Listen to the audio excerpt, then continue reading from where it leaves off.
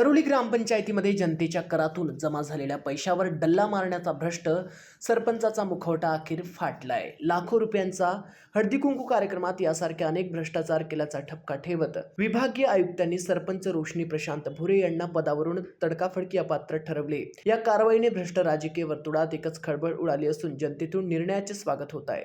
अरुली ग्रामपंचायतीमध्ये जनतेच्या पैशाची लूट करून सुरू असलेल्या भ्रष्टाचाराला खेळ अखेर थांबलाय। लाखो रुपयांचा गफला करणाऱ्या सरपंच रोशनी प्रशांत भुरे यांच्यावर विभागीय आयुक्तांनी कठोर कारवाई करत त्यांना थेट पदावरून हटवले। या निर्णयामुळे भ्रष्ट गोटात खळबळ उडाली आहे।